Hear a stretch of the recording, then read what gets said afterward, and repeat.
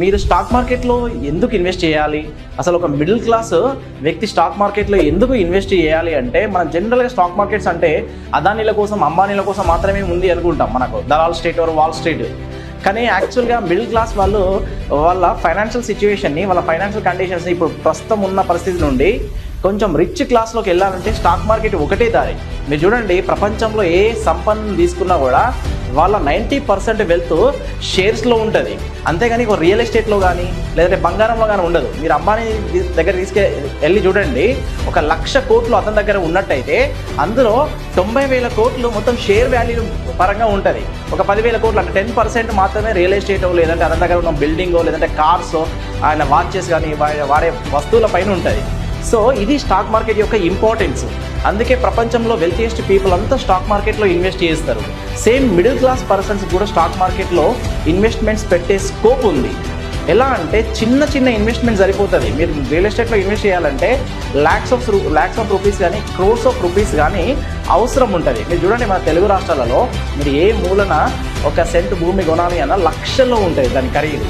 కానీ మీరు 1,000 రూపాయలతోని మీ ఇంట్లో వాడే కొన్ని కంపెనీలు ఉంటాయి రెగ్యులర్గా. ఫర్ ఎగ్జాంపుల్ బ్రిటానియా ఇండస్ట్రీస్, వీళ్ళు ఈ 50-50 బిస్కెట్స్ లేదంటే గుడ్ డే బిస్కెట్స్ వీళ్ళు మన మార్కెట్లో, ఇండియన్ మార్కెట్లో సెల్ చేస్తారు పబ్లిక్కి.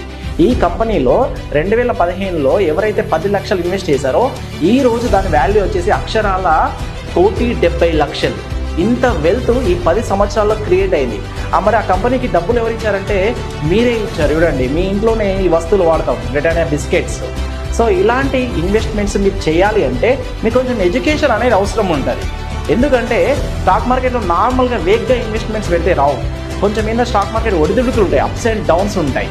వీటిని మనం ఒక ప్రాసెస్ ద్వారా ఇన్వెస్ట్మెంట్స్ పెట్టినట్టయితే 100% నెక్స్ట్ 10 ఇయర్స్లో మీరు నేను చెప్పిన విధంగా బ్రిటానియాలో ఎలాగైతే వెల్త్ క్రియేట్ అయిందో అలా కూడా నెక్స్ట్ కమింగ్ డేస్లో మీకు వెల్త్ అనేది క్రియేట్ అవ్వడం జరుగుతుంది.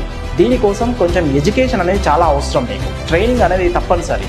సో మరి ఇలాంటి ట్రైనింగ్ మీకు మరి బేసిక్స్ నుండి, మీకు ఏం తెలియకపోయినా పర్లేదు, వెరీ బేసిక్స్ నుండి అడ్వాన్స్ లెవెల్ కాన్సెప్ట్స్ మన స్టాక్ మార్కెట్లో మీకు అర్థమయ్యే సింప్లిఫైడ్ లాంగ్వేజ్లో మనం ఆర్కే స్టాక్ మార్కెట్ ట్రైనింగ్ ఇన్స్టిట్యూట్లో ఆన్లైన్ ద్వారా మనం ట్రైన్ చేయబోతూ ఉన్నాం.